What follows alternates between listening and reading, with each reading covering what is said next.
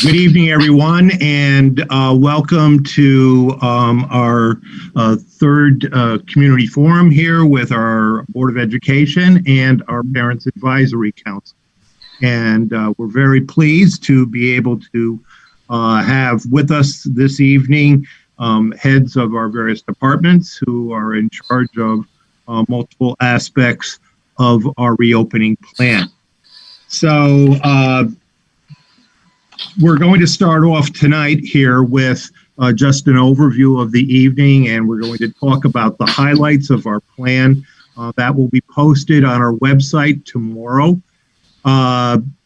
This week, I would say that there's not a great deal of new information from what we prepared last week, but I would also say that it goes without saying that the environment in which we work is a very fluid, a dynamic, and a changing environment. So flexibility is the operative word that we have in going through this planning process. Things do change on a daily basis, and we have to be flexible and adapt.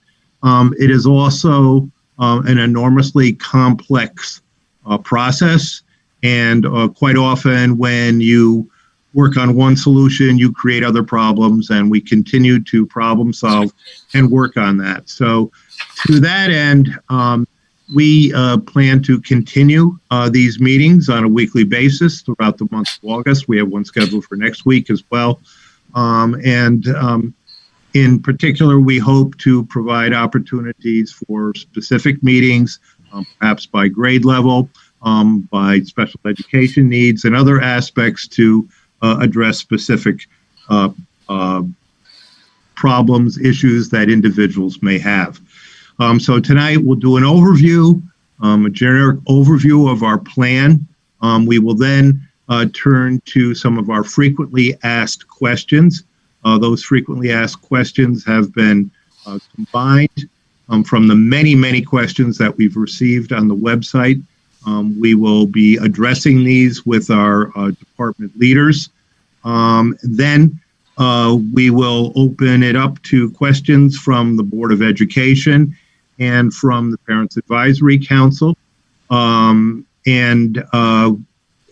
We will also be leaving some and posting on our website some generic email addresses where if you have a specific question on a specific topic, you can address that question there, and we'll work to answer those questions. So if we could bring our slide presentation up, that would be wonderful.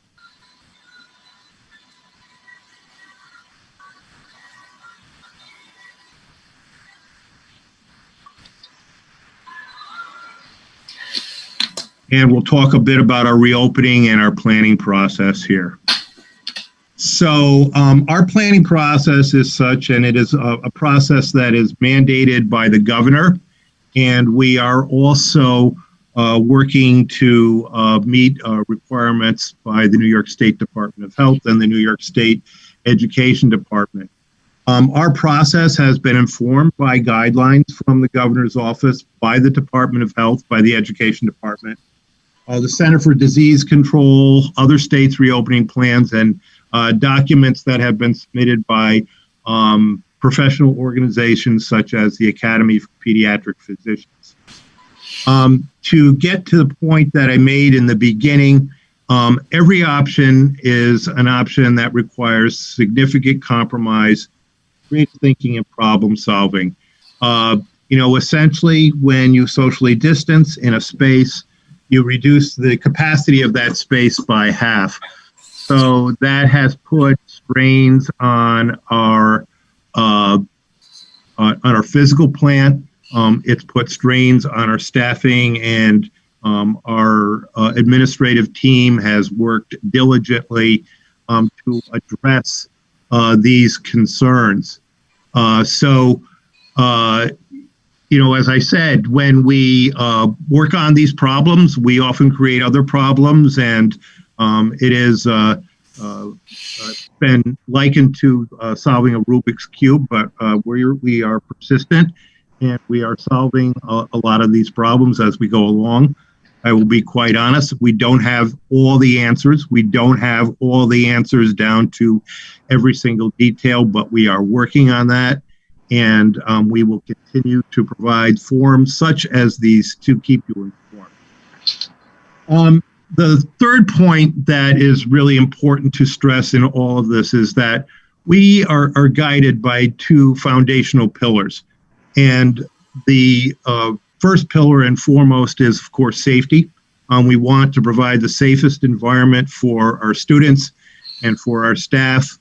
And then we also want to provide the most educationally sound solution possible for reopening in the three environments, which would be in-person, remote, and hybrid. So essentially, we are looking for a lot of input. Many of you have provided that input. The Parents Advisory Council has been excellent in supporting the views of parents, and we are certainly grateful to their work as volunteers who come and work to provide such input. And we are also grateful for our governing body here in the district, also volunteers, our Board of Education, who are work with us constantly and provide guidance and governance and input into the educational process in North Colony. So let's move to the next slide, please.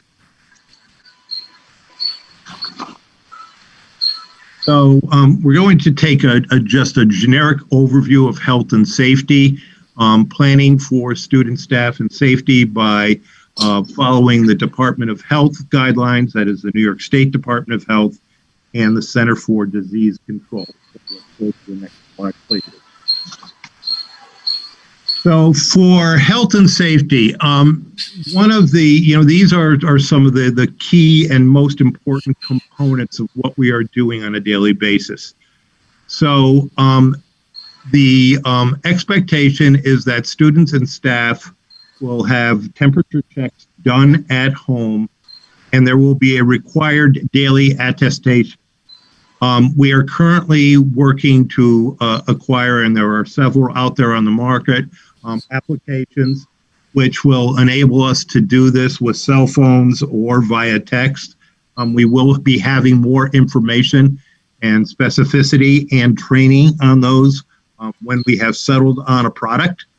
And we will be working on that. We will also be spot checking from time to time individuals come into the building to see that to make sure that no individual has a temperature than greater than 100 degrees Fahrenheit.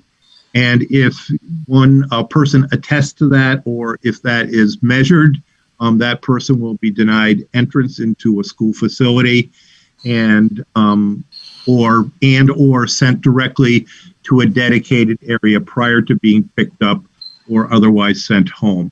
And we are required, and we have made specific precautions for spaces for individuals who exhibit or proclaim symptoms. So we will have, again, daily screening attestations also for all adults, that is both staff and other adults who enter the building. We are going with the 6-foot social distancing measures in all the classrooms and common spaces. Busing on the school bus will be one student per seat. We will allow two to a seat if they're siblings in the same household, and that's about 50% capacity of the bus. In a classroom, social distance in the average classroom in this district and throughout the state of New York is between 750 and 800 square feet. That approximates 15 students in a normal classroom space.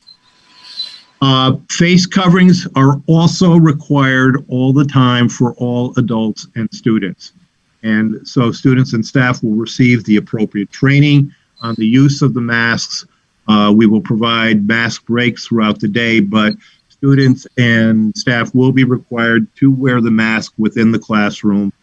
If a staff member or a student has a medical exemption, they will be required to provide medical documentation if they need to be exempt from mask wearing. Go to the next slide. The district will provide personal protective equipment for all employees, okay, and that includes masks, and so we will provide a variety of masks depending upon the needs, and that would be the disposable, the N95, the washable, face shields, especially where appropriate. Face shields alone are not sufficient. They must be worn with the masks. Gowns where needed and where appropriate, and disposable gloves will also be provided. For students, we will keep an extra supply on hand. Should a student forget a mask, should the mask become unusable, or, if we look at, the fact that the mask may in fact be soiled or unhygienic, we will be providing at that time as well. We will provide cleaning and hygiene products, so no teacher or staff member is expected to provide their own unless that is their desire to do so. So those hygiene products include hand sanitizer, includes dispensers.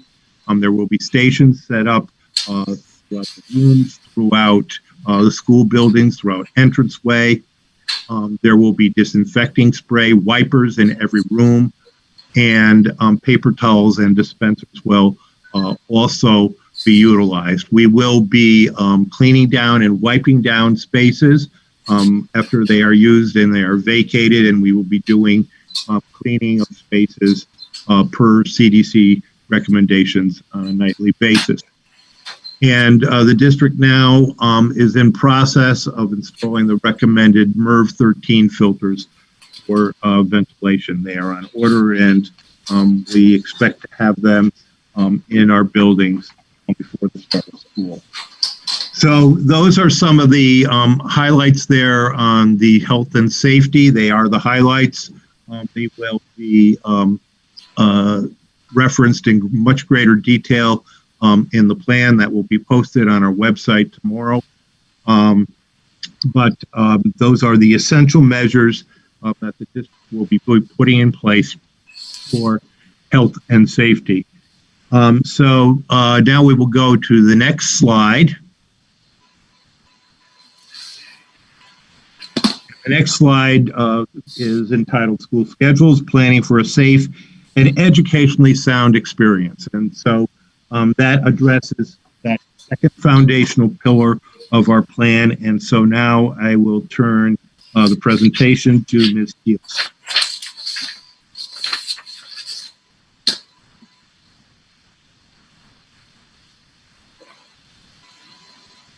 Thank you, Mr. Kaur. So just a reminder as we get started that we are following the New York State guidance from the governor that asked us to make a comprehensive plan that includes in-person instruction where it's possible, a remote instruction plan, and a hybrid of both in-person and remote.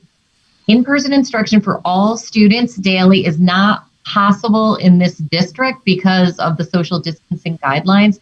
We simply don't have the capacity, as we had explained to you last week. So we are thinking right now about how we can get the maximum number of students in our schools for in-person instruction, but our number one priority is that we do that safely. We are also working on our emergency remote instruction improvement, as I like to call it.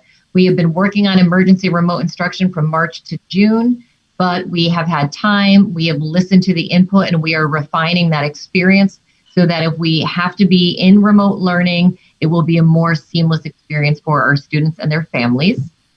And then the hybrid model, which has some time devoted to in-person learning and some time devoted to remote learning, is the model that we haven't done before. In-person learning is regular school. Remote instruction we did this past spring. Hybrid is requiring a lot of planning from us, and that's why you might see a lot of local districts spending time talking with their communities about what a hybrid model could look like, because there are a lot of variables. So the guidance told us that we are to maximize in-person instruction. So we have been thinking since we got the guidance in mid-July about how we could do that. And they gave us some pointers about how we could decrease density in our schools by adjusting class hours or work hours, and we will be adjusting our class hours, by limiting who's in the school building, by staggering our schedules, which we will be doing as well, and by shifting design to prioritize full-time in-person learning for our younger students and part-time learning in person for our older students, complemented by distance learning. And so we have taken almost all of those guidelines into account in order to make our plan. So the elementary overview, our plan is to have our K through 6 students, which is elementary in this district, return to school in person on a daily basis. We know that's a priority from the governor's office. That's a priority from our community. So we will take our classes and we will be splitting them in half into 2 cohorts so that we can have 6 feet social distancing in all of our classrooms. So our classrooms will have no more than 15 students in them, as Mr. Kaur alluded to, and many will have fewer than 15. K through 3 will be in their home elementary buildings, and students will have a 5-hour instructional day. 4 through 6 will be in the middle school building with classrooms grouped by home school. So each wing of the building will be representing the grades 4 through 6 of different schools in our district. And our students there will also have a 5-hour instructional day. Students will see their classroom teacher for approximately 2.5 hours each day, and they'll have special area classes or enrichment and supplemental instruction for the other 2.5 hours. It was important for us to prioritize a model where our students had certified teachers instructing them, that it wasn't people simply supervising them. Of course, there will be times when they are supervised to have breaks outside for recess, to have mask breaks, to have some breaks throughout the day for movement, but instruction will be provided either by your classroom teacher or a special area teacher or an enrichment teacher who is a certified teacher. Now, our secondary overview becomes the hybrid, which is the blend of in-person and virtual. As I just said, our 4 through 6 students will be occupying all of our junior high school building. So that will push our 7 through 12 students into the high school for in-person instruction. We cannot have them all in at the same time while still maintaining social distancing and safety measures. So we will be dividing the day into an AM session and a PM session. 7th through 8th, 7th and 8th graders will be in daily for that half day. So they'll come in every single day, but for a half day. 9 through 12, again, in order to be socially distanced, they cannot all come in every day. We have too many students in grades 9 through 12. We have over 2,000 students. So they will be in for 2 half days and out for 2 days. So how that works is students in grades 9 through 12 will be split into an A cohort and a B cohort.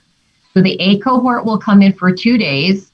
They'll do periods 1 through 4 on day 1, and they'll do periods 5 through 8 on day 2. And then they go out for 2 days while their classmates who are in cohort B come in and do the same thing. And then that schedule continues to alternate. In addition to that, our students will have remote instruction, and they will have to have that opportunity in order to get in the requisite number of minutes and instructional lessons in order to be prepared in their subject matter. And so our teachers will be working with them and providing them instruction that is not simply what we had in the spring, not totally recorded lessons and things posted in Google Classroom, but a combination of recorded lessons, live lessons, and work posted in Google Classroom so that our students can have the fullest experience possible.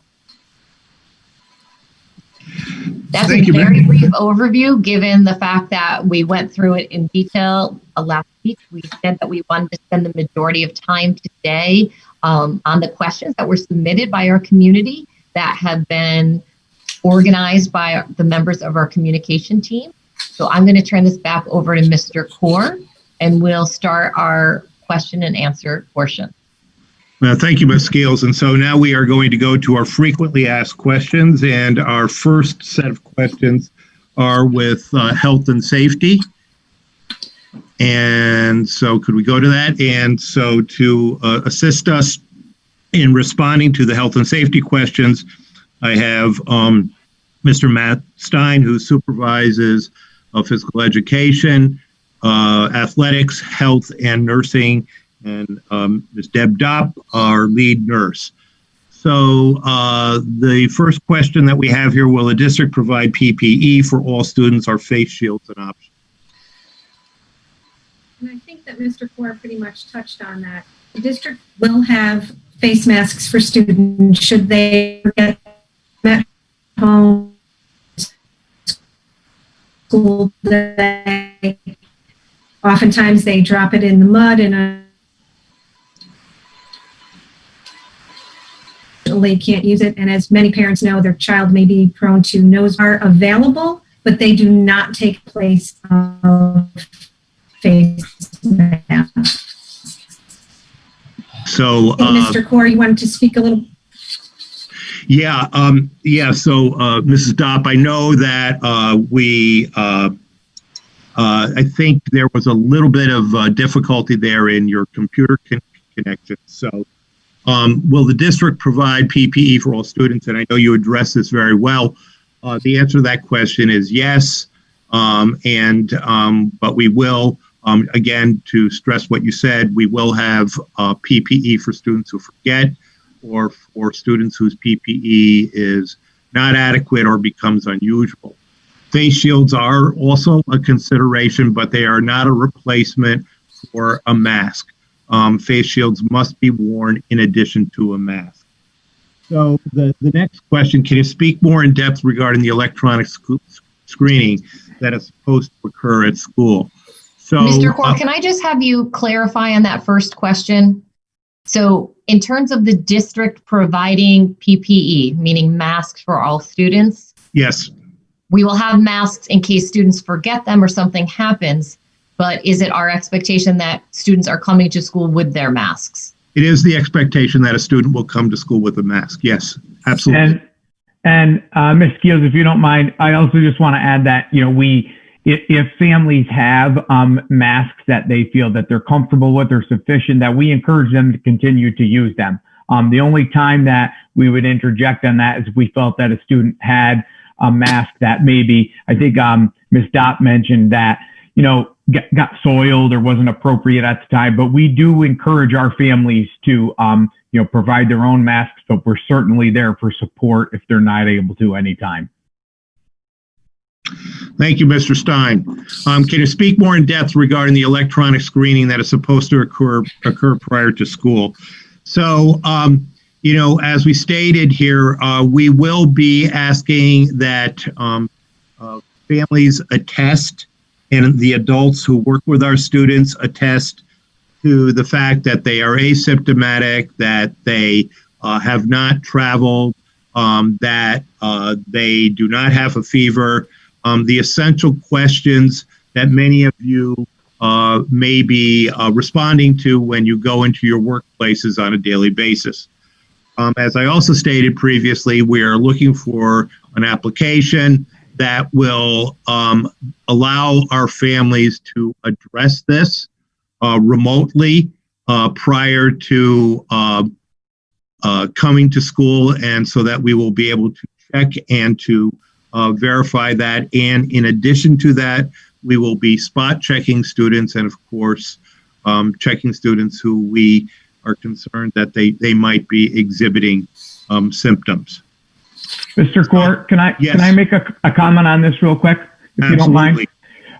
So in regards to the different applications that we're looking at, because I know that I was told that this was sort of a follow-up question a lot of people have asked, how can we effectively keep track of really who didn't attest that day? And that's one of the things that we're looking for right now. And that's an application that can work with our student information system, so we can really streamline this process and make it easier for our individual office staffs really to know who didn't get an opportunity to attest that day. And then we can assist with those families when they do arrive at school, so that doesn't become a cumbersome process every morning.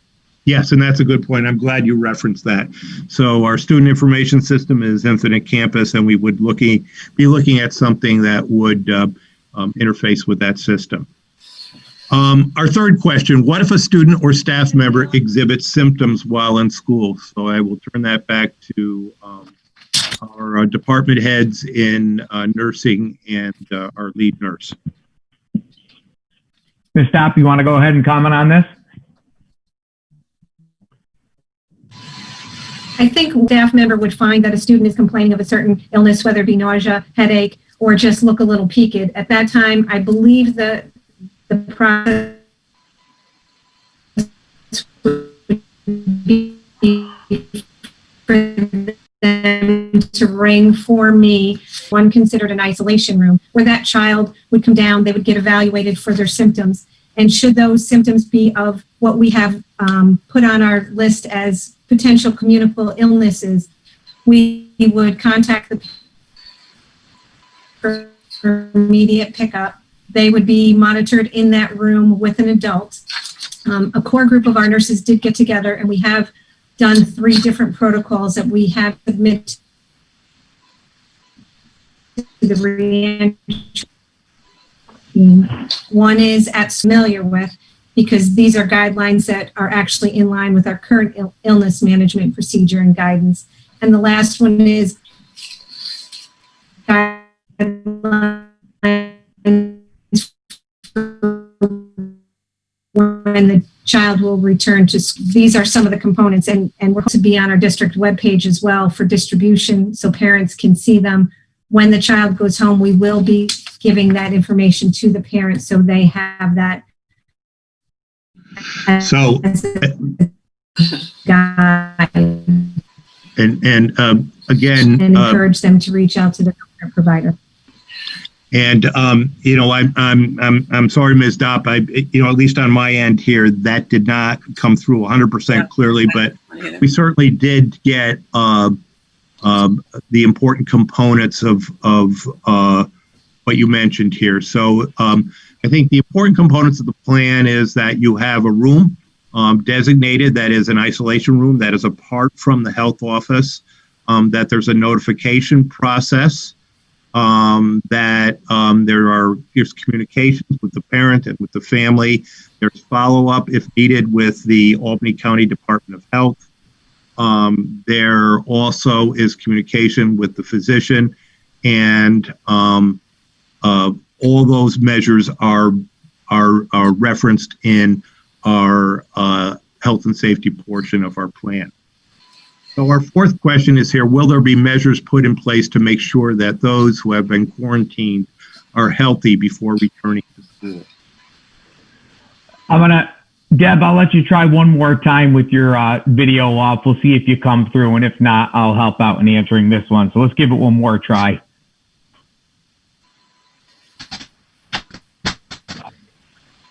Okay, this is that put together some protocols, and it would be listed on when you reach out to your physician to get guidance on whether or not they need to see you and assess you based on what the testing results are, would determine at what point you can come back. Again, there are guidelines for when individuals can return without use of fever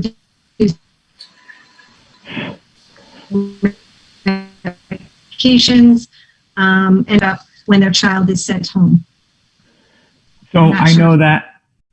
Oh, I'm sorry, Deb. I know that your audio is having a little bit of a tough time. I will say that that a lot of the things that Deb had mentioned, that a student or a staff member is not going to return to school until they've had clearance by their physician.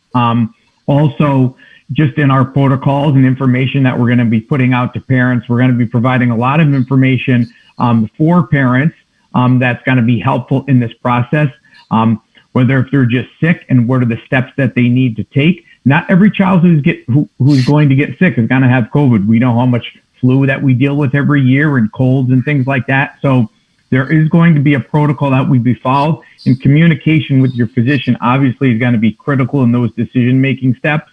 But we are going to be providing on the website a lot of different information that we can give you that's going to be helpful for parents for what to look for at home and really how to make those decisions.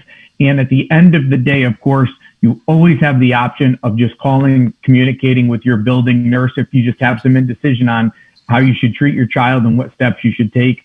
And just a lot of good information on prevention and just being safe. Thank you. And of course, again, this too will be referenced in our plan. So why don't we? One thing, if I could, Mr. Corey, I just want to say, and we apologize for some of our technical difficulties in this 21st century, as we always have them. But what I wanted to say is the protocols that Ms. Dopp was describing, they are very clearly outlined for us from the Department of Health. We will not be deviating from those guidelines. So they will be written, they will be clearly stated. We will be sending those home to parents, so you'll have them. And then any time a student goes to see the nurse or has to go out to get evaluated, all those procedures, all those protocols will be in writing, and they will very strictly follow the Department of Health guidelines. Thank you, Ms. Skeels. So if we could now go to transportation, and I will be working that particular topic with Denise Towne, our Director of Transportation. So Denise, how will school buses be made safe? So we've put a lot of planning and a lot of work into making our school buses safe, starting with our drivers and our bus aides. So just like all other staff members throughout the district, all of our transportation staff must do the self-attestation prior to reporting for work. Over the summer, we've taken the time and thoroughly cleaned and sanitized all of our buses from top to bottom, inside and out. Part of the new guidelines are that drivers and aides must wash their hands prior to getting on the bus, and again when they get back. All commonly touched areas in school buses, so the door handles, the tops of seats, seat backs, will be wiped down in between each run. We've built some time into our routing schedules to accomplish that. We've purchased several electrostatic foggers that will be used to sanitize all of the buses daily. Cleaning supplies, cleaning solutions, as well as disposable cloths have been supplied to all the drivers and aides. Drivers and aides that are in close contact with students. So some of our kids may need help buckling their seatbelt, or we may need to assist in other ways, hooking up a wheelchair. They will, in addition to having a face mask, which all employees will be required to wear, they will also have an additional face shield and disposable gloves. And we will be having a mandatory meeting again with all of our staff right before school starts, so that we can start off on the right foot and go over all of these safety protocols and changes, and make sure everybody is clear on all of our requirements. And Denise, thank you. And I just want to note a couple of things here. First and foremost, many of your drivers have had experience transporting students to school this summer. Do you just want to comment on that with the extended school year program?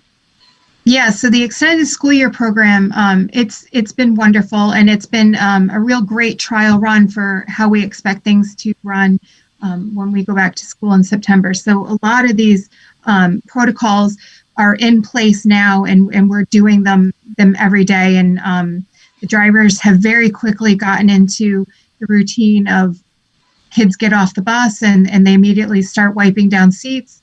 Our buses have never looked cleaner or smelled better. So that's a great plus to this. And, mask wearing has been great, and use of PPE in general. They very quickly fell into the habit of doing the self-attestation. So, it was very promising to see everybody jump on board really quickly. And the extended school year program, I believe, is the biggest in the area. It involves 140 students. So right. Certainly that provided us with a lot of experience in transportation. I'd also like to note, too, that Denise mentioned about training and communication. That's a very important component of the plan, and that component will be certainly a key part of coming back to school. There will be signage conspicuously posted throughout our school buildings with reminders about, how do you travel, how do you move within the building, hand washing, all the protocols will be there. Denise, the second question is, will busing still be available to off-site aftercare? Yes, absolutely. There's been no changes in that. We're still going to offer transportation to or from a child care location. Child care location needs to be within North Colony School District boundaries. The application for that is located on the transportation page of the North Colony website. It's called Transportation to Location Other Than Home. If you need to have your child picked up or dropped off somewhere other than home, please fill that application out ASAP. You can submit it electronically. So as soon as you click submit, it shows up in our email. The same, like I said, same rules apply. You need to, it has to be the same location all 5 days a week. But yeah, absolutely. We can certainly transport to other locations. And the third question here, if my child's pickup drop-off location will be different than our home due to a different start or end time, who do I notify? Again, that would be the same form that you would want to fill out, the location other than home, and same, get it in as quick as you can so we know where to bring your kids. Absolutely. And what if you start with one form of transportation, such as selecting the bus, and then you want to change to driving the student to school? Can you change? You can, however, we will be sending out a survey prior to the start of school asking who will be riding the bus, and at that point you can opt out of transportation. But if you think you will be needing the bus at all, I would ask that you say yes, you're going to need the bus, because once you opt out, we're not planning on having a seat for your student. Other years, that's generally not an issue, but when we have such limited space on the bus, it is really something that we would rather have a seat saved for you, as opposed to you opting out, and then we have to then try to figure out how to put you back on. And to this point too, I'd also like to say that it's interesting. We're doing one of the characteristics of running school during COVID-19 is kind of reversing your stance on previously held positions. So in the past, we wanted people to ride the bus more. Now we are encouraging you to drive your child to school, and we are encouraging students to drive to school. And we are actually even considering eligible juniors, if you are able, and if we have room, we would also provide you with a parking spot. So my apologies to all our alumni who were waiting to get a coveted Shaker parking spot earlier than their senior year, but this is a pandemic. So great. Let's look at the next slide here.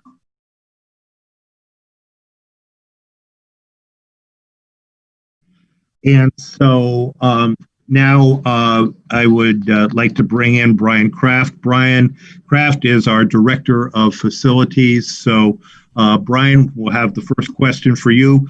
Who is responsible for cleaning the areas where students and staff have been? The district custodial staff will be responsible for those areas. As you mentioned before, cleaner, sanitizer, hand sanitizer, and paper towels will be available in the rooms if staff wants to use it in between those times. That's been very well received during the ESY program. Thank you, Brian. And how often will bathrooms, classrooms, and other common areas be cleaned? Well, so they'll be sanitized as much as possible. With the summer program, they've set up times to get in and sanitize them. So hopefully multiple times a day. They will be cleaned thoroughly once a day per the guidelines. So cleaning and sanitizing is a little different, but they will be sanitized and cleaned multiple times a day. And periodically throughout the day, high touch areas and the like will also be protocols for cleaning. Number 3, who will be responsible for the cost of cleaning materials for each school? So currently, the district is footing the bill for the extra cleaning materials, PPE supplies, and any other costs associated with the COVID response. The business office has set up a COVID budget line to track purchases of this nature. And that way, if a program becomes available that allows for reimbursement, we will be able to apply. Right. And, the district takes this responsibility very seriously. And we will be providing, as I said before, all cleaning materials to our staff. And unless staff has a preferred product that they would like to bring in. The 4th question here I will take, and that's the question, how would schools address building safety, example, prevent intruders, etc., if doors are being kept open so people don't have to touch them? So again, what I would like to say is, there are pre-COVID security protocols and post-COVID. So pre-COVID, we wanted to limit the access to the building as much as possible. Post-COVID, we want to provide entryways for our students in schools that are staggered and that separate them into different areas so that we minimize their contact with one another. So that is a protocol. But once school is in session, it is our focus really to keep as the traffic by outsiders to non-existent or to a bare minimum, only as necessary. We don't want a lot of individuals coming into the school building. So once the children are inside the school building, we will go back to the traditional protocols of single point of entry and all the security protocols that will be put in place. I mean, we have cameras, we have secure vestibules that we've installed as part of the new building project, so that will be there as well. In addition to that, the school district has a safety committee, and that safety committee is comprised of our staff. It includes teachers, it includes administrators, it includes instructional support administrators, it includes mental health professionals who work in our district, our social workers, school psychologists, and counselors. And then it is very much a partnership with the town. So it includes involvement by county police, emergency services, fire services, and all the various emergency services and first responders services that exist within the town. We have a very good partnership and relationship with the county police department. We seek their advice and counsel when it comes to building security. And again, we are going to rely very much on that very solid relationship in navigating this new world here. So let's move on to the next slide. Thank you, Mr. Kraft. And this is on nutrition. And for this particular piece, we have our Director of Food Service, Lisa Ostrowski, addressing some of the questions that are here. So, Lisa, thank you very much. How will our students eat lunch in a manner that is safe for both students and staff? Well, first, I would like to say in preparation for the school meals that we will continue, as always, to follow all federal, state, and county Department of Health regulation, as well as our own district and operational guidelines to provide safe meals for those who are going to participate in the breakfast and lunch National School Lunch Program. As it was said with almost everything else, the busing and that we will have a social distancing be a major factor. So lunch will not be the same as it used to be with multiple grades inside a cafeteria. At the elementary level, it seems that most, from what I know today, we will be serving lunch in the classrooms with the students that are there, kind of in their little pods, as well as different manners for when we're talking about the junior high and high schoolers that will be at the high school, Whoever is at the morning session will be able to pick up their lunch on the way out of the building, and those coming in for the afternoon session will be able to pick up lunch from us for the afternoon session and probably eat in their first period class or second period. That will be done by staggering service throughout the buildings.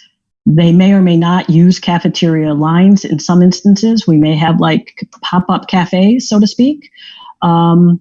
So that's pretty much how we will be serving them safe as far as operationally. Once they are in the classrooms or in their area that is assigned to them for eating, we would regulate that there will be no food sharing of food, that our allergy children are kept safe, and that I would imagine at this point that our classrooms in our eating areas will become peanut-free classrooms, and that will be for students buying lunch as well as students bringing lunch. So basically social distancing. If we are going to use any of the common areas like a cafeteria, we will be following the Albany County Department of Health guidelines where no more than 50 students will be allowed in that area at one time. We will not have buffet style, and that means that there would not be something like a salad bar, but we could have wrapped apples or wrapped sandwiches or wrapped pizza or stuff that the children could just pick up and not necessarily have any contamination in that after it left the kitchen. And Lisa, I think one of the things that also is worth noting is that North County kept its program going throughout the pandemic, throughout March, April, May, June, and we're continuing over the summer. But during the school time, what was the total number of meals that we served our students and families during that time?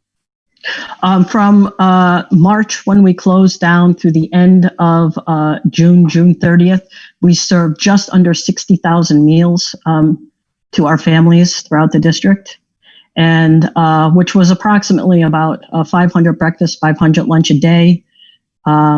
With our summer program, we are now doing summer feeding, and we're doing just over 500 a day. So we continue to serve our community. Right. And you did a great job of that. The second question we have there is, how is the payment of lunch going to be handled if the food is going to be delivered to the class? So we would like to keep it as cashless as possible. But as for how we would actually do it with classroom, we'll be delivering meals there and by roster.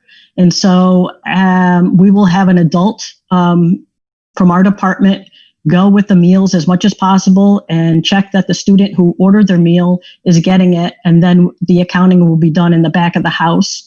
So there will not be at this point in time any children multiple touches on any kind of a keypad or anything to that sort right now. Also, we are working with a new point of sale system, which has online ordering.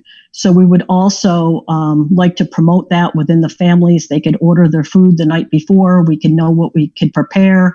We could have little Johnny or Susie's name on the breakfast and or lunch and ready for them to be delivered to their classroom. So that is something that we're very excited about in food services, and that will certainly help this particular instance in tracking and accounting for our meals.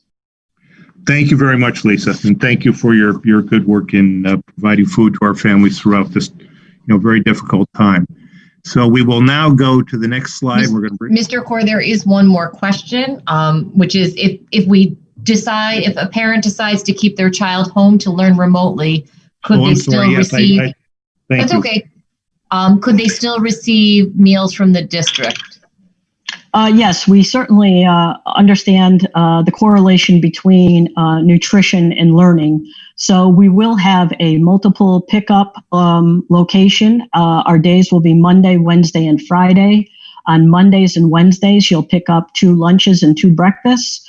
On Wednesday, you will pick up 2 lunches and 2 breakfasts, and Friday, you will pick up a lunch and breakfast. We will need to iron out the location of the pickup and the timing to avoid getting in the way of buses, but that will be available for our students who are remotely learning. We will also, if there are high school students that will be gone for 2 days, and would like to pick up before they leave on their last day for 2 days, we will also allow for pickup from the students themselves. And I think that just about covers that. All right. Thank you. And now That's I a will great say thank you. Now I will say thank you, Lisa. I'm sorry for cutting you short there. And That's okay. If I could just add one thing that I'm sure relates to some of the topics and might be a concern of parents, and that is we're always trying to get our children to wash their hands. And so at school, we will be doing a lot of work when we get back around good hygiene. That's how you wear your mask. That's how you wash your hands, how you keep your hands clean. And that is a significant part to good health, not just in a pandemic, but obviously at any time. So we want to assure parents that students will have the opportunity to wash their hands before they go to lunch, and they will have their opportunity to wash their hands after they return from lunch and also before a snack. And we will prioritize that and help our students to develop good and healthy habits. thank you, Ms. Skills. Thank you for reinforcing those important precepts of good hygiene. That is greatly appreciated. We're now going to bring back Mr. Stein to speak on, and Mr. Stadtlander also Mr. Stadtlander is our Supervisor of Health and Secondary Physical Education, and Mr. Stein as our Supervisor of Athletics, Physical Education, Health and Nursing. So we have some questions in those areas here. So first question is, how can fall sports be played while maintaining 6 feet distance when kids are huddled around the ball and in physical contact with one another? Yeah, so this is a really interesting question, and questions such as this are really at the heart of the state figuring out how athletics can return. So essentially, there isn't an answer to that specific question right now with how it can happen, but here's what is being done right now. First and foremost, the New York State Public High School Athletic Association, which is the governing body of athletics in New York with public schools, is working very closely with the state education department and the governor's office to develop a plan as to how this can happen. Recognizing that there really is a short amount of time until our fall season was intended to begin on August 24th, they've made the decision to push a potential start date for the fall to September 21st. With that added month of time, they're going to analyze how the reopening of school goes and really what the appropriate approach may be.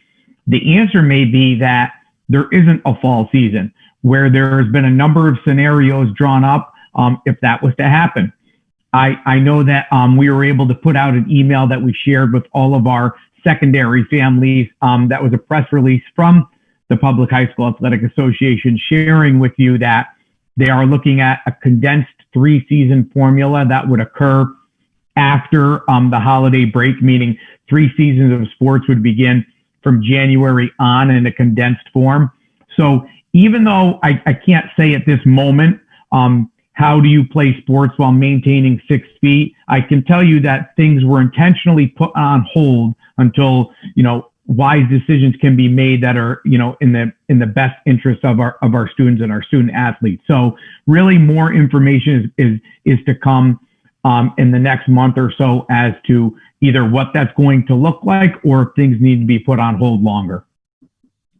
Thank you, Matt. And for the high school students who are doing remote learning on some days of the week, or for students that are planning to do 100% remote learning, how will that affect their participation in sports?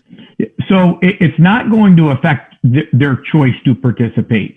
The reality is for our 9 through 12 students, if athletics are able to begin at some point, that there's going to be students who aren't going to come to school on certain days, but they're going to participate and be on one of our teams, or even for our students who are remote learning, that they still have the right to participate and be on our teams. The biggest effect is going to be getting back to school for practice, and when those practice times are. But as far as their choice to participate, it will, whether you choose 100% remote or hybrid, you're going to have the right to participate on our teams. Thank you. And will they need to come to schools on the days they are learning remotely from home for practices and games? I think you answered that, but if you just want to elaborate on that anymore. No, that's okay. Yeah. So they're going to always follow their schedule. If you're choosing to follow the hybrid model and you're in on, your 2 consecutive days, for example, if you're in on Monday and a Tuesday, and high school, we decide to put high school in the PM, you would stay for practice. And if on Wednesday and Thursday you're home learning remotely, you would come in for your practice time. And then obviously if you're 100% remote, it's just a matter of coming in for your designated practice time. Thank you, Matt. And I think probably Dave will answer this, and I know you might also be involved in this one as well, but what will physical education classes look like? Yeah, so we're definitely going to have to modify our curriculum, and we'll be working out those details in the weeks to come. But some of the biggest factors are that for any vigorous activity, the guidance is that students remain 12 feet apart. So obviously that presents some obstacles with anything that occurs inside. So we will be definitely looking to do a lot of our classes outside whenever the weather permits. And, and the space allows at some of the facilities that we can do some of that inside. But we'll be doing, we can still do quite a bit with 6 foot social distancing within a classroom or a gymnasium or whatever space is available.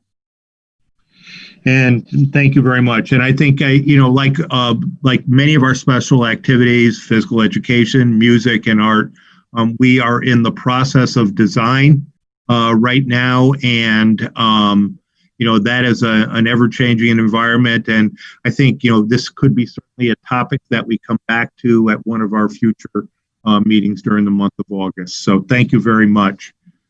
We're now going to move to the area of special education, and we're going to bring on Mr. Casey Bardin, who is our Director of Pupil Personnel Services. So first question, if we use a hybrid model of in-person learning and remote learning, would self-contained students be able to attend in-person daily due to their particular needs? So the state guidance has been very clear on this, that we should really be prioritizing our special needs students and bringing them in to our buildings as much as possible. And moreover, this is a district priority for us as well. So we will be bringing in our self-contained students on a daily basis. So the answer to that is yes.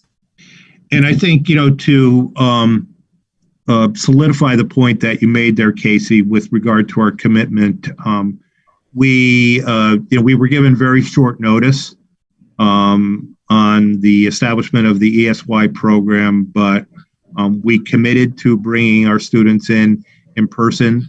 We did the work, and I think your staff has done an outstanding job of bringing those students in and valuing that summer experience for them. So thank you. Thank you. When will the resource room be scheduled?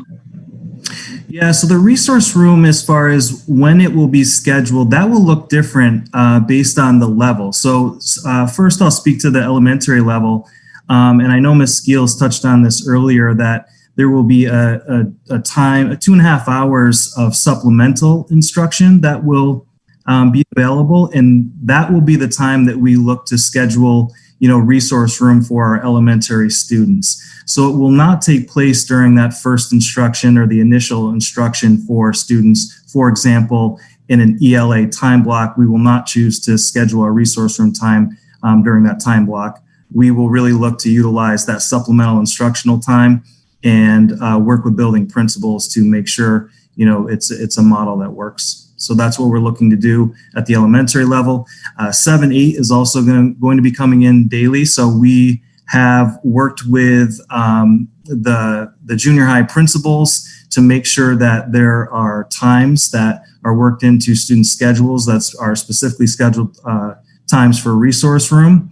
So 7 and 8, we've done the same thing. We've kind of worked that into their schedule already throughout the day.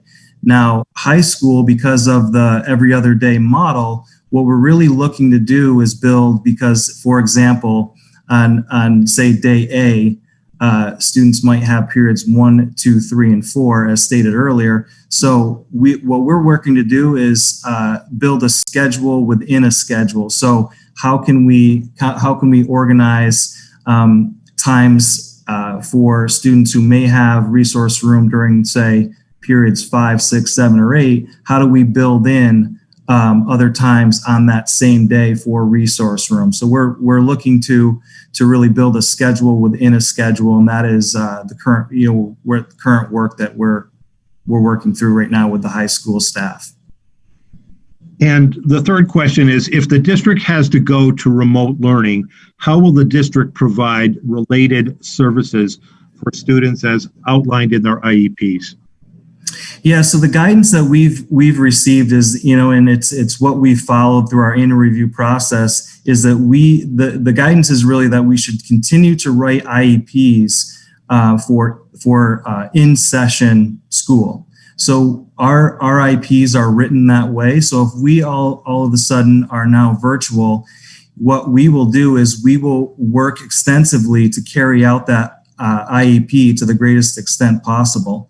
And what that really means related to related services is we will work with our providers to then work through their caseload with our families and really talk about what mode or what delivery methods work best. For example, in getting feedback from our families and from our teachers, we really are looking forward to adding additional live sessions for our students, whether it be for speech services, whether it be for occupational therapy or physical therapy. We're looking to really work with our families to make sure that whatever we're providing is working. So that will be a combination of live sessions, recorded sessions, and frankly some coaching sessions for families as well, so that we can meet the needs of our students, again, with the goal of doing that to the greatest extent possible with the current IEP.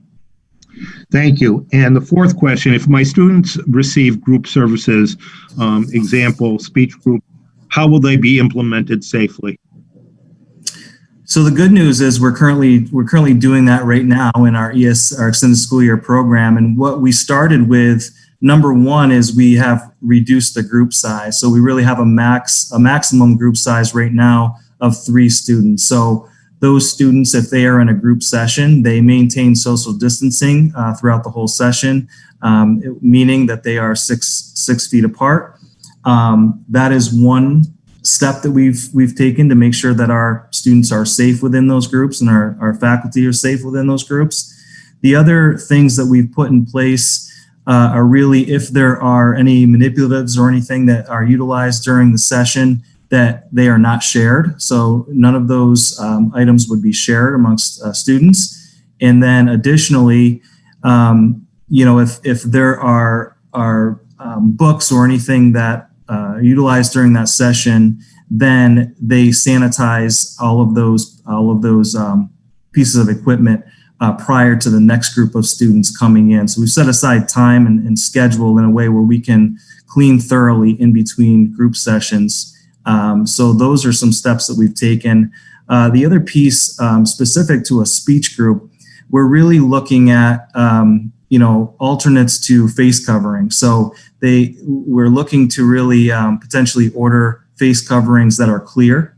So they're still a mask, but they cover teachers and students' faces. So if we're really needing to look at sound production from either the student or the teacher, then that's more easily done with a clear face mask. So we're looking into providing some of those resources for our faculty and staff as well.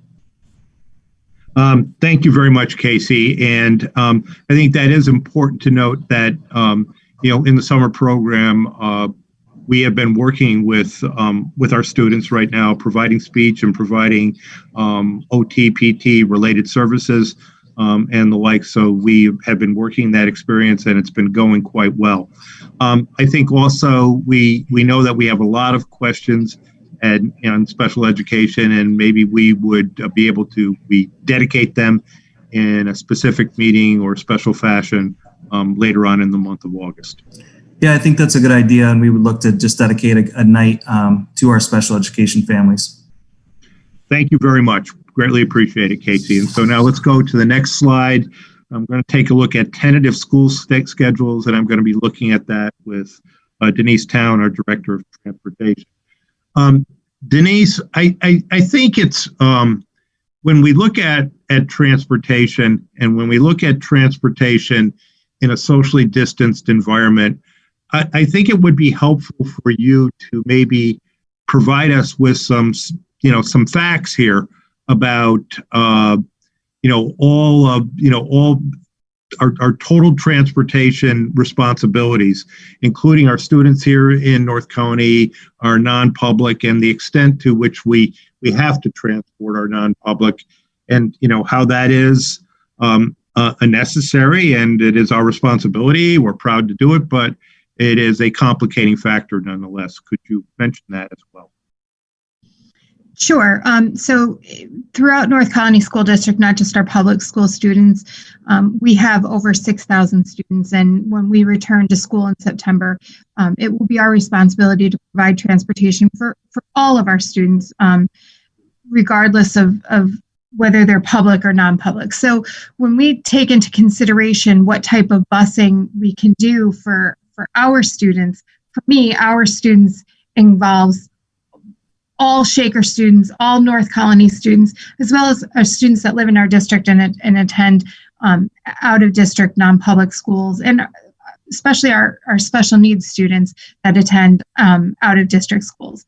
So putting together scenarios that we thought would best fit based really on numbers. So we need to take a look at how many buses we have, how many kids we can put on seats, and that was our real starting point to work with the rest of the team to come up with busing and transportation times. So we're looking at this model here where we're going to be transporting our non-public kids on the same buses with our public school students, but also maintaining social distance and keeping safe space on the bus. So this is a new method of doing it for North Colony, but there are many other districts in the area that transport their public and non-public students together on the buses. So here we're proposing transporting our 7th and 8th graders in the morning with our non-public students on the bus, dropping off our 7th and 8th grade students, and then our non-public students would go to a transfer point, just like they've been doing for many, many years. And then we will then have our other buses pick up our other groups of elementary students. And the reason that they are grouped together the way they are, from our standpoint, is really a numbers game. So we have to, we have limited space, as I said before, so we have to plan them according to the space that we can have. So the 9:30 time, by 8:30, 9 o'clock, when we would start picking up that group of kids, all of those non-public buses that had left the district to go drop students off at other schools will be coming back empty. So we'll be able to utilize all of our buses at that time frame, which then allows us to transport those schools together. We also felt that it was really important for parents to have to know when one bus for their K through 6 students were coming. So all of our elementary schools will have students K through 6 on the bus. The bus will drop off at their home school as well as the junior high school. So that's why you see the drop-off times. There's 2 times listed for those, and for pickup the same. There are 2 times listed. And I think that's a very important point to make there, Denise, that for that aspect, for the busing aspect of it, the students will be kept together in their neighborhood school cohort. It's just that there'll be 2 stops that will be available on that. So you can see the times there. And then we have 9:12 for the A and B days. We're scheduling 9:12 for 12:30 to 4 o'clock. Now, I would like to preface this that, this is our bus schedule, and we think it is a workable schedule. There may be some shifting that might take place within this schedule, but I think this is pretty much the structure, the time structure that it will take place, particularly for the elementaries. We may be looking at a possible switch with 7-8 and 9-12.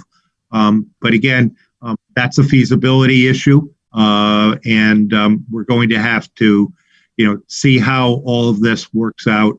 And I know you and your staff have spent hours and hours and hours trying to make this work. And I want to thank you for your good work on this. So greatly appreciated, Denise. Thank you.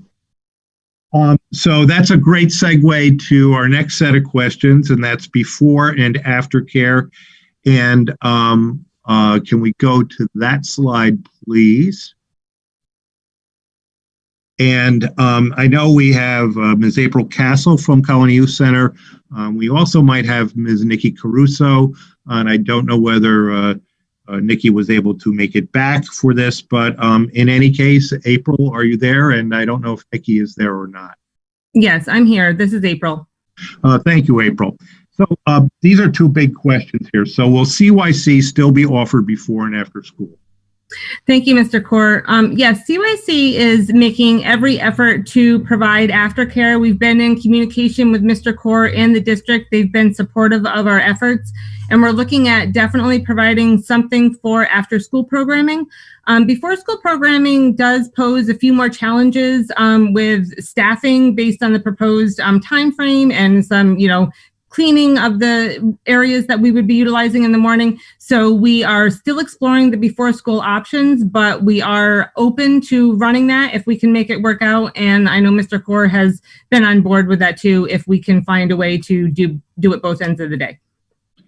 And the second question, if I have a student in grades 4-6, will the after school program take place at the junior high where they will be, or will the students be bused to their elementary school for aftercare? So I am currently in the process of submitting an application for approval to run an after-school program at the junior high. That would be the preferred location if we can get the application pushed through and approved. If we are able to do that, like I said, we'd like to keep the kids there. If we were to bus them to an alternate location, we'd be looking at busing them first to the program that we have at 15 Avis Drive, and then possibly to the elementary schools. And we are trying to fast track that application, and it is somewhat encouraging at the state level. Hopefully we're going to be able to get some responses on that and some action on that.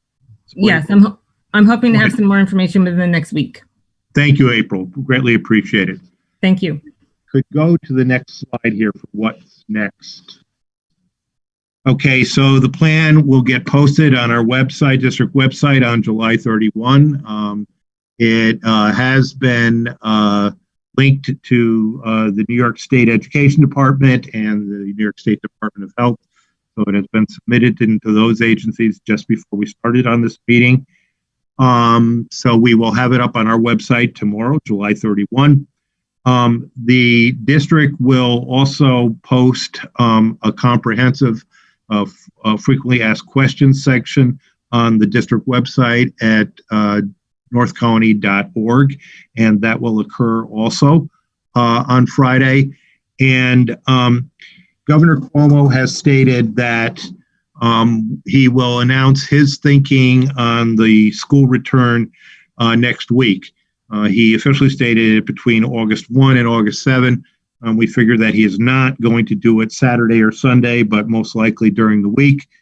So we are going to be anticipating what he says with regard to the return for New York State schools. We are going to continue these meetings. There will be another PAC meeting next Thursday, August 6th at 7 p.m. We'll have more information to share. As we get more information, as we get further down the road, we can offer you more specifics. As I said, I don't want to claim that everything is buttoned down, nailed down, and even if I claim that, it could all be undone within an hour. But we are up to the task. We are a solid group working together to come up with solutions and plans, as you can see from our district personnel and their good work this evening. And I'd also a reminder to please keep an eye on the district website and to continue to view the weekly PAC live stream. They will be placed there, and we'll continue to provide more details as they become available. Talk about the next slide too. We noticed that in the frequently asked questions, some of them are very specific, and they're very specific to issues that individuals have, parents and families have, very highly individual issues. So what we will do is, we will post these links here on the website. So if you have a question related to athletics, you can send it to that email address: curriculum and instruction, food services, health and safety, human resources, mental health and wellness, special education, school buildings and facilities, technology, transportation. These are all areas where you can put a specific question related to that area and a specific question that would be related perhaps to your unique circumstances as a family or as an individual. So that concludes our presentation for the evening. So I think we can come out of that. And so first of all, I would like to open this up to our Board of Education to see if they have any questions.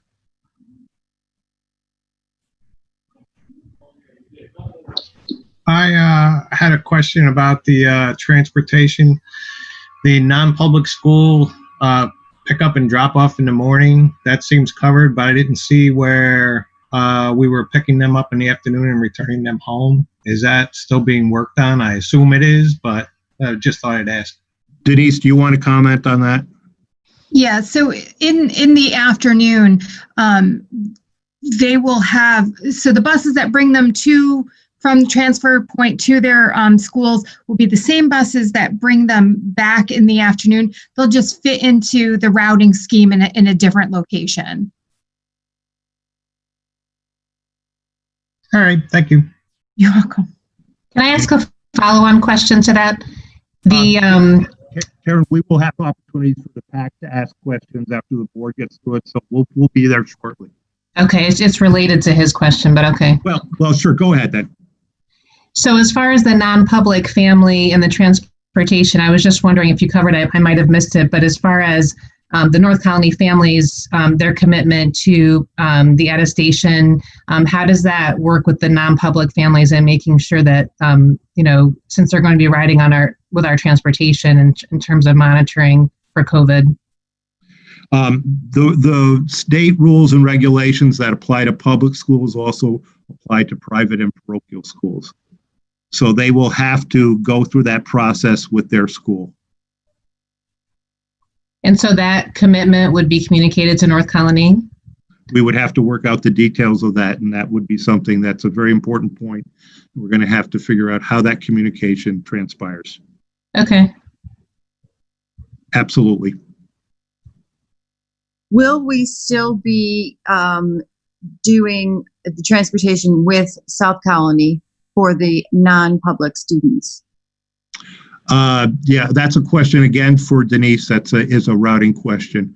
We do share some transportation. You're right, Paula, with South Colony. Denise, will we not be able to do this anymore? We're still planning to do this. We are still planning to do that shared services with South Colony. Thank you. Thank you. Hi, it's Sandy. I have a question about the food service.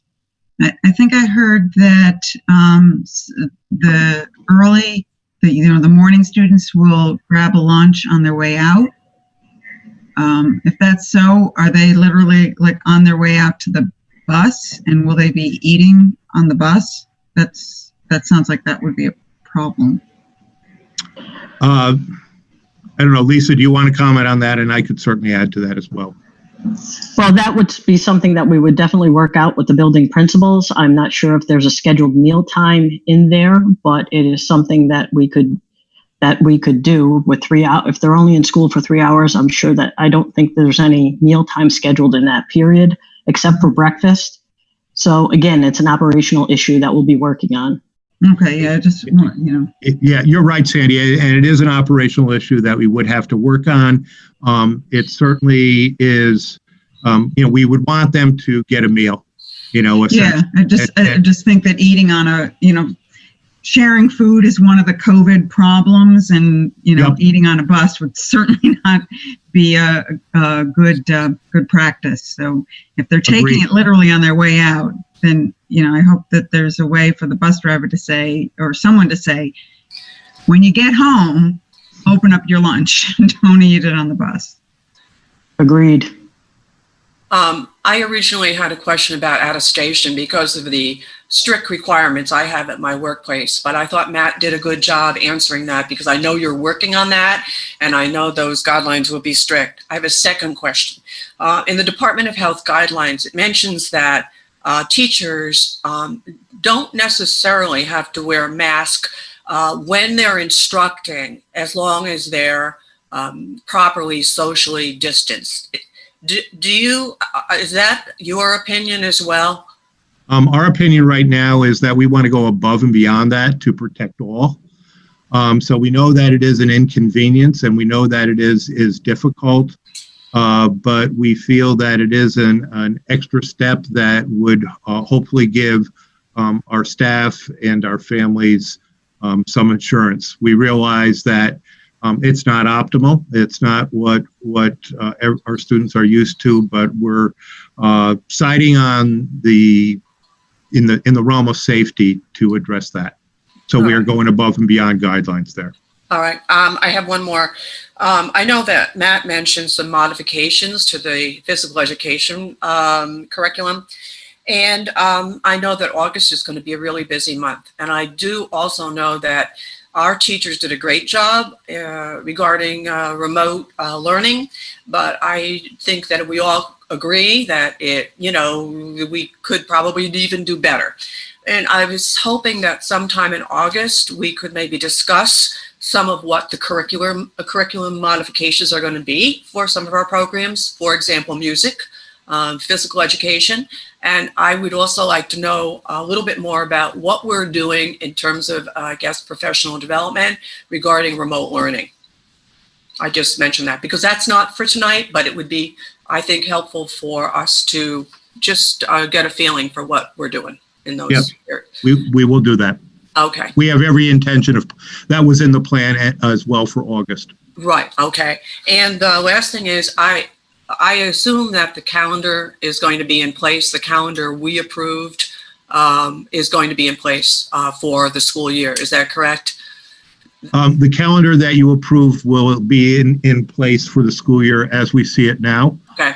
If we think that there's value in making modifications to that, we will. But I think also it's important to note that whether you are in remote learning or hybrid learning or in-person learning, they still will count as school days.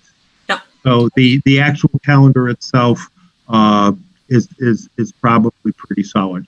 Okay. We may be considering much like we did this year, and I just want to be transparent on this right now, that we would be using our 4 professional development days in the beginning of the year to provide the necessary trainings that we need, both in safety procedures and trainings and opportunities for teachers to set up classrooms, receive additional training and support in remote learning, all of those elements as well.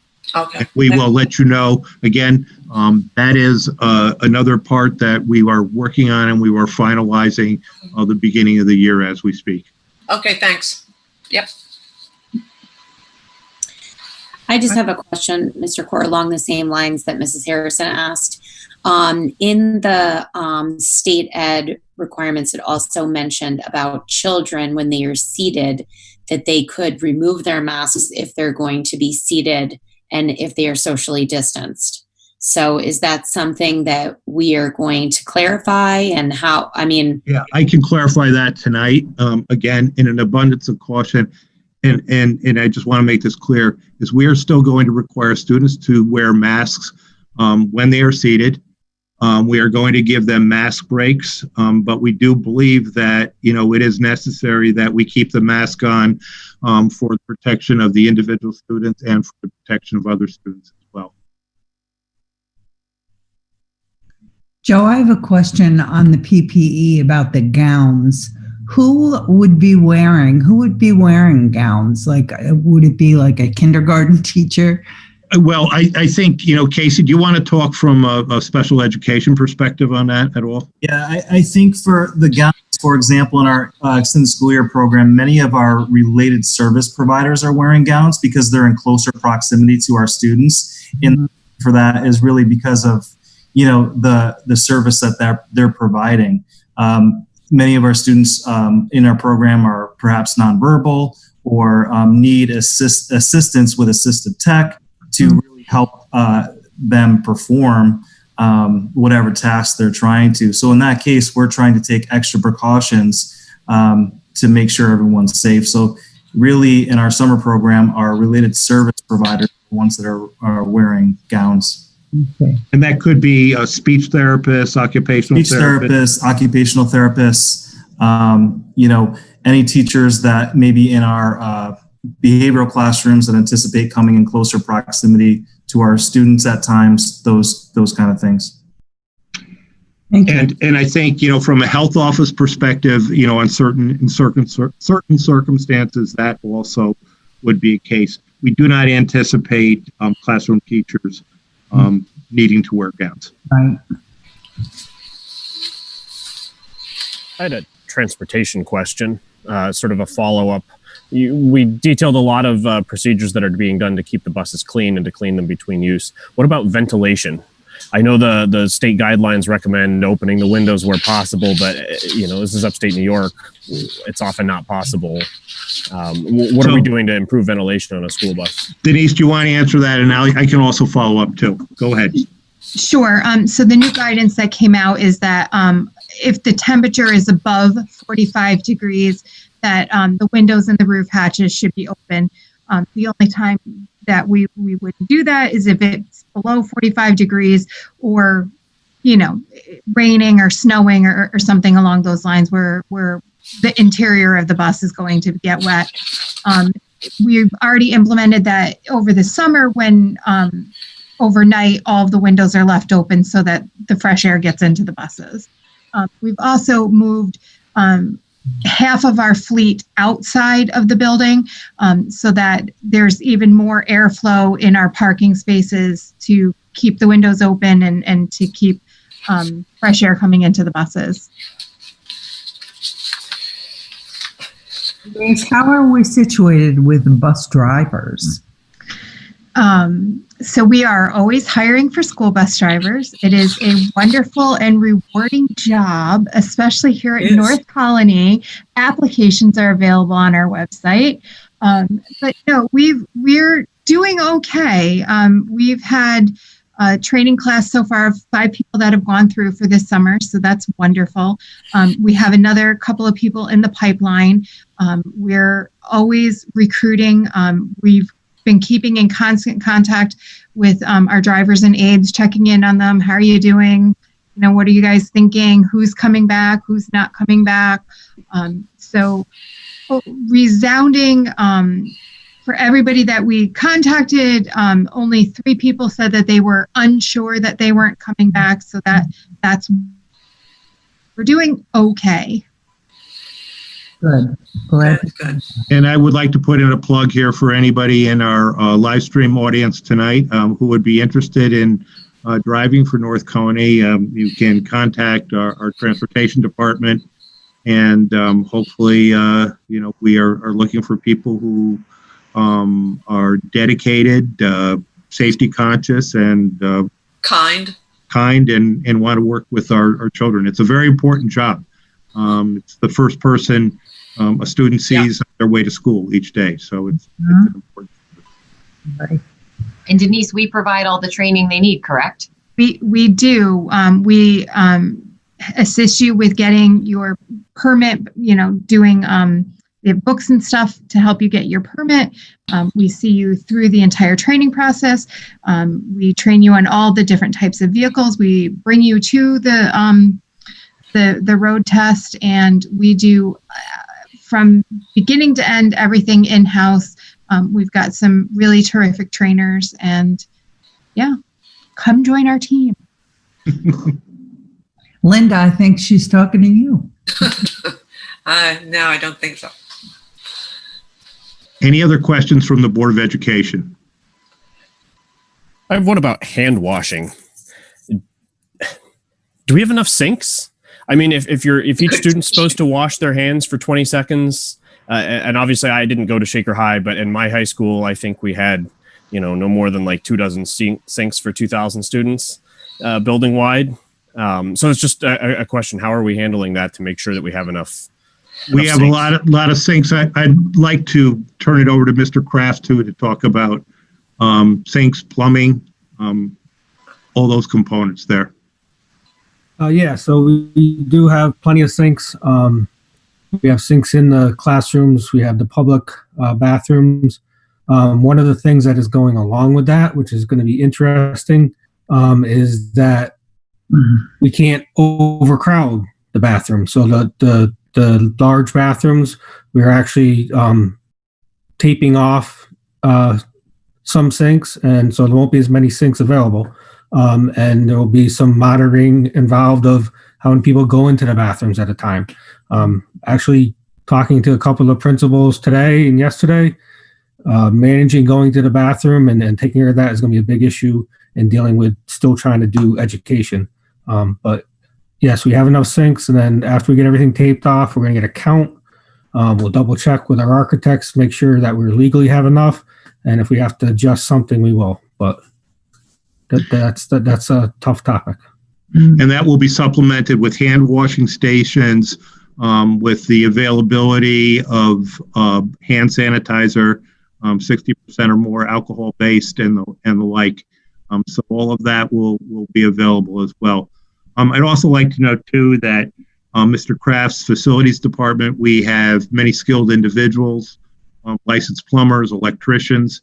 We do so much of our work internally here, carpenters, and the like, that we are very capable of installation and adding on our own. Do you want to add anything to that, Brian, at all? No, that's I thank you very much, and it's a true statement. We're going to try to leave the last couple of weeks of the summer to just be adapting to what we need to set up in the schools, and we also are adding more hands-free faucets and bottle fillers as well. So, thank you. Also, I want to say that Mr. Kraft stepped in tonight because Mr. Uyghur was not able to be with us due to a death in the family.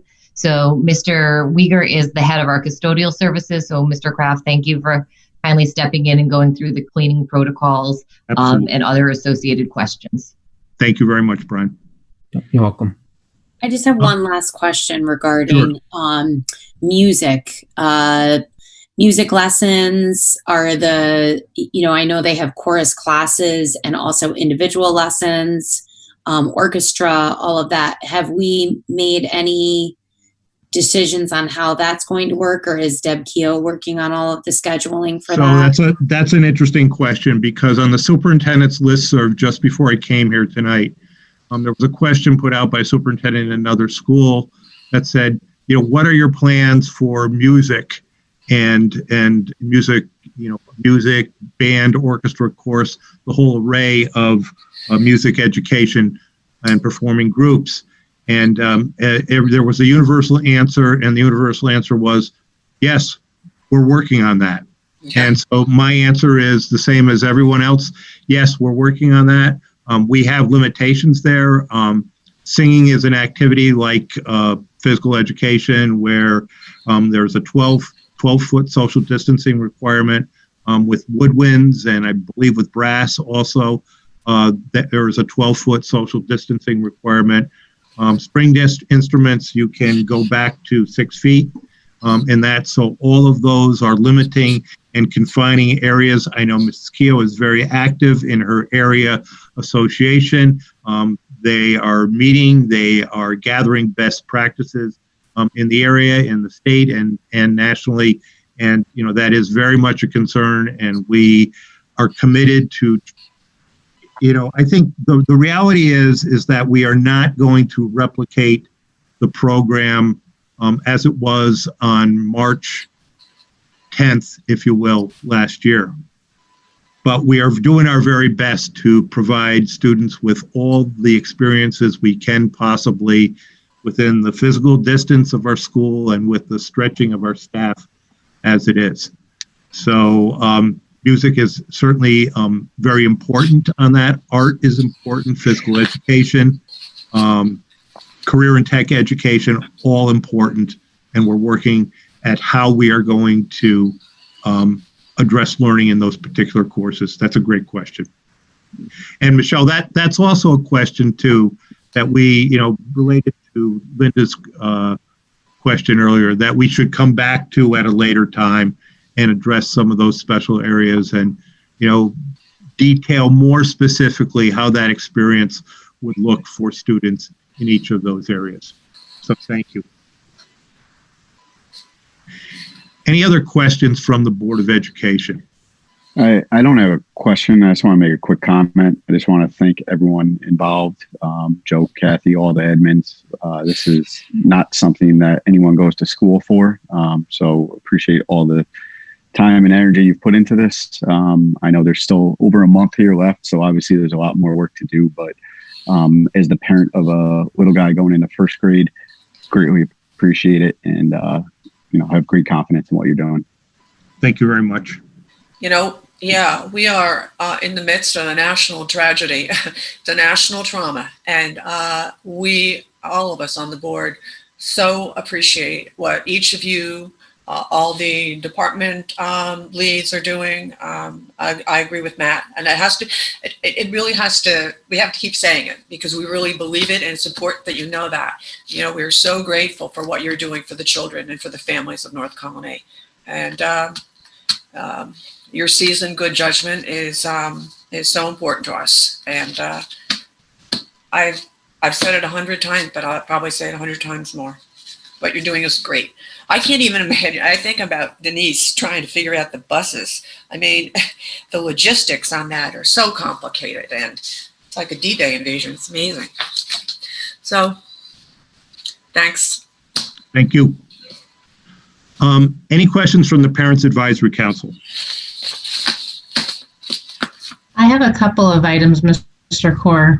And sure. I also wanted to say thank you because being on the meetings weekly, I feel very comfortable sending my kids to school, assuming that the infection rate stays low. And I very much appreciate as well all of the work that has gone through. I think about this task force, fairly frequently and try and send my positive thoughts everybody's way because I'm simply sitting in a meeting once a week and I'm doing my homework and reading the emails that come through and the guidelines, but that's just a very small fraction of what you guys are doing. So thank you very much. I was thinking, since I believe we're still live, it might be helpful to reinforce to the families regarding the masks as far as the training associated with those masks and the communication barriers associated with the students wearing those masks. It's different for the various age groups. The little ones, you can't see, their confusion, they're scared, they're anxious, they're fearful, and that some reassurance to the families on how that will be handled. And also related to that, the second question, so you could probably answer this together for the community, is that will there be mask breaks in the classroom, maybe a designated spot in the far corner that's taped off where students, if they're feeling overwhelmed with a mask on their face, if they could just step back away from everything and just kind of pull it down? Or will those mask breaks have to be outside of the classroom? Or I think that is a good idea and a definite possibility. We absolutely realize the need for mask breaks. In addition to that, I think we're going to need to take breaks, period. Whether they're mask breaks or not, kids are going to have to get up and move and, have that movement and have that activity. So your comment is spot on, and it is definitely something that we have to plan with regularity and have to plan in a safe way and be very specific in terms of the information we share with our parents and our families as to how that is to actually occur. And I would like to say about the training for the wearing of masks. Obviously, it's easier if you're an older child than a younger child. So we have already started working on that. And our Loudonville principal, Mrs. North, has already made some social stories, which are very specific and are very, very age appropriate for our K-2 primary learners, that we will be sharing with our teachers who can share with our students. But we also wrote as part of our plan that Mr. Bardin leads our mental health team, that we would be sending some communication home to parents, both written communication and some videos before September, before Labor Day, how to talk to your children about masks, how to start. We always think about how hard it is in September to get kids off the summer schedule and back onto their school schedule. So how much harder that transition might be this year. So we want to provide families with resources. So probably mid-August, we'll start sending those home to families related to not just mask wearing, but understanding what it's like kind of to be back in a community again. If you've been home more, this may seem like a bigger transition than previous school years, to try to do everything we can as a community together to make that transition easier for our students when they return. Just on an aside here, I'm looking out the window and it's a pitch blackout. And it's 8:43, so I know that August is bad sign on the horizon here, and bad sign. We are heading toward the start of another school year. So yeah, I just that kind of struck me there. Any questions? Other questions from the Parents Advisory Council? Hi, I have a question about whether we would consider requesting the kids wear face shields and the masks. My daughter is in a camp where all the kids are wearing masks all day. I see a lot of non-compliance. I think it's probably partially just due to the age of the camp counselors, but kids are kids. The masks plus the face shields would protect against the eyes and additional entryways for the aerosols and just be an added layer of protection. So that point to consideration. And my second question is, how are you feeling about the level of staff we need to do this plan and to come and to be the teachers? That, quite honestly, I appreciate the input on that, and we'll look and we'll consider the face shield issue there, and certainly we would provide that as an option to any parent who felt that was an additional means of protection. The staffing for this is challenging. And that is probably one of our biggest challenges. And so, we are constantly, we had hours and hours of meetings on that just this week. We are working at solving that problem. Ms. Skills used the Rubik's Cube analogy there to describe the problem solving that goes through this. So it is a significant issue. We are getting on top of it. Though we still continue to work on it. We still want to consider, other ideas, other creative ideas to perhaps bring staff in here. The problem is, you have your hired staff who are North County staff, and we know that could be augmented through volunteers.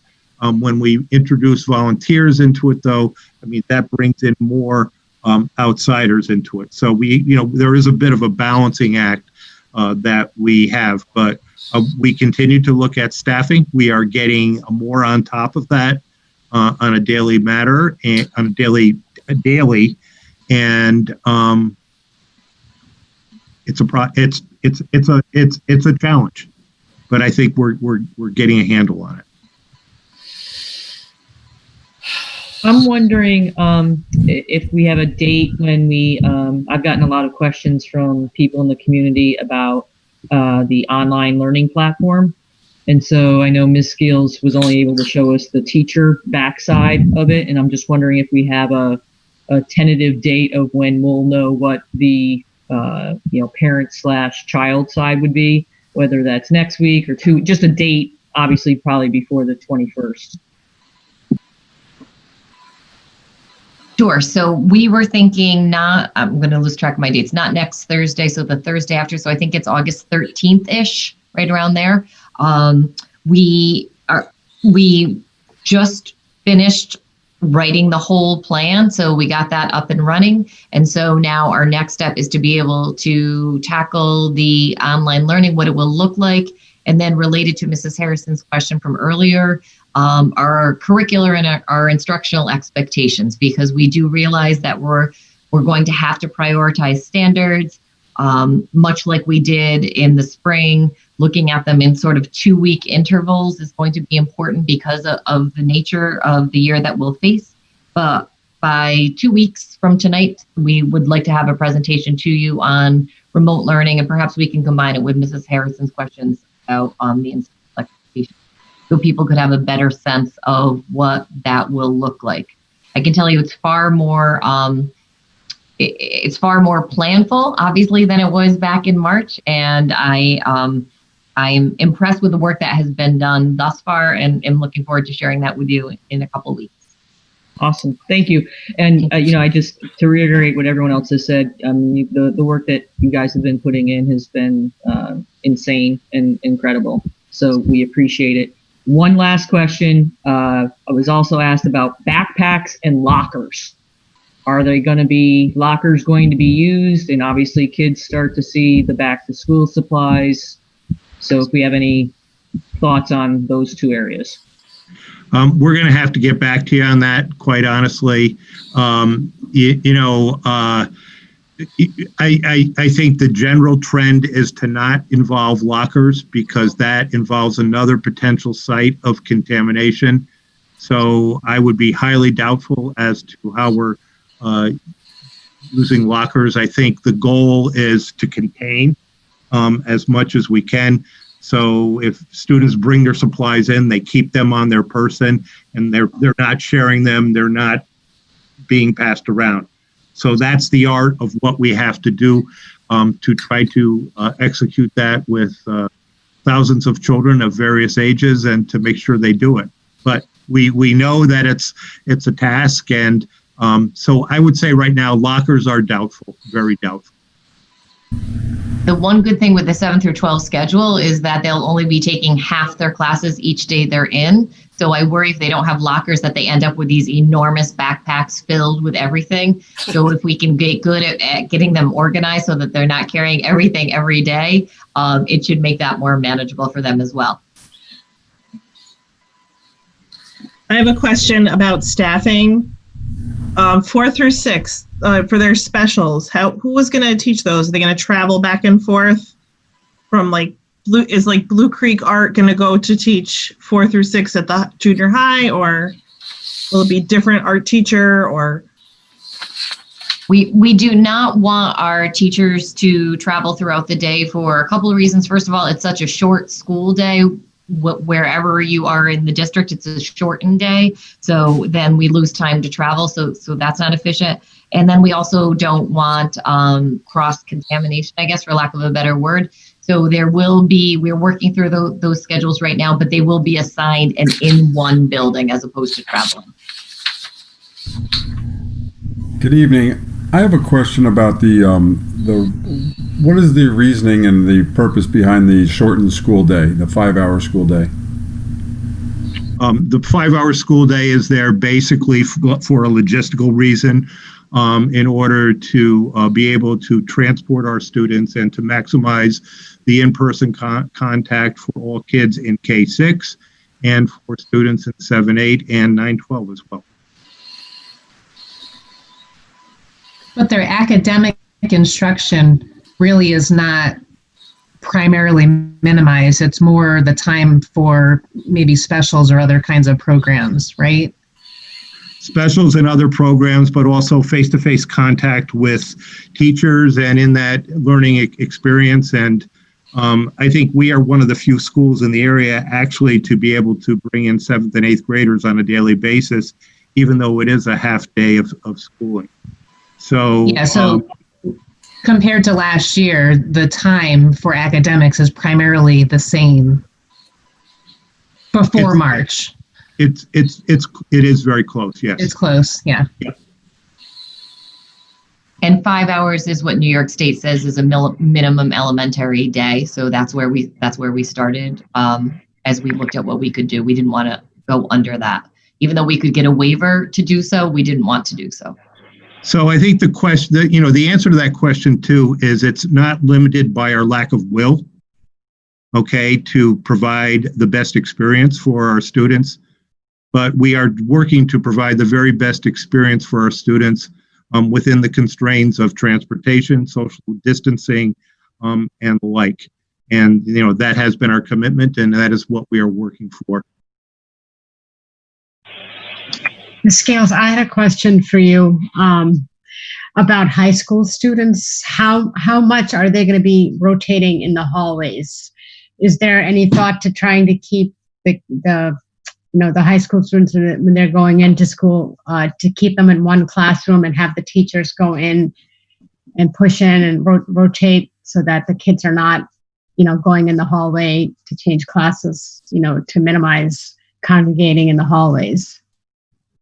So great question. We are having far more success with that for our 7th and 8th grade students because, as you know, our middle school is set up in teams, so it's easier for our teachers to rotate than it is for our secondary students. We do not see a way that we can, with the variety of programs we offer, we don't see a way that we can have all the teachers rotate in any manageable way. So Mr. Murphy and the hall principals at the high school have worked on an incredibly good mitigation strategy for how they will release students into the halls at different times, one-way traffic in the halls, etc. So they're working right now on their building plan. So we'll have more details on that to come, but they are using every one of those possible strategies that they can in order to make that less crowded and maintain the social distancing in the hallways with a lot of supervision of our students as they're in the hallways as well. Okay, thank you. I had another quick question about the high school setup. So I understand that as the 9th through 12th graders will go in for 4 hours every 2 days or 2 days on, 2 days off. What would a remote day look like for a high schooler? Would it be a full a 7:40 to 2:17 like we're used to, or would we stick to our afternoon or morning slot the all year round type of thing? Michaela, that is a great question. We are working that out. It will not be, I'm sure you're going to be sad about this, but you do not have to be on the computer at 7 a.m. till 4 in the afternoon, I promise. We are going to work out a schedule because we know that we don't do that and suddenly, your English teacher's on at 9 and your math teacher, and then you're having to choose. So we know we have to work out the schedule for that. But we do know that we have to provide you additional time in the course versus what you're getting just in person. And we will be working that out, but you will not be doing a full 8-hour day when you're in remote instruction. That will not be our expectation. Thank you. Sure. I have a question regarding transportation. Maybe I just missed it, but talking about the neighborhood cohorts for my 6th grader, she goes to Loudonville, but we are technically in the neighborhood of Southgate.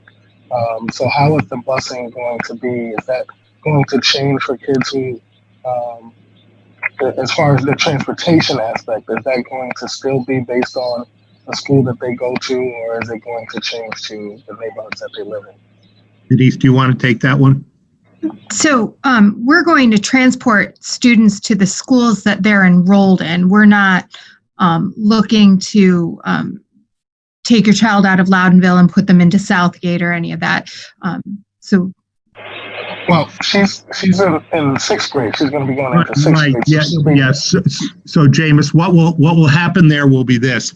She will get on a Loudonville bus as a sixth grader, and the three students on that bus will be dropped at Loudonville, and then they will go to the middle school. Or could they actually go first to the middle school and then to Loudonville, Denise? I don't know how that logistic would work yet, and I don't know whether that. We haven't nailed that down all the way. What we've been talking about is in the morning we'll drop off at the home school first and then go to the junior high, reverse in the afternoon, junior high first, and then the home school. But in terms of that, the cohort of kids for Loudonville would be kept together, K6, if you will, on Yes. transportation. Yes. So they'll all be riding the same bus together, Yes. if that makes sense. Yes, I understand. Thank you. I just want to make sure that I didn't think that it was going to change, but I just wanted to make sure for my daughter. Absolutely.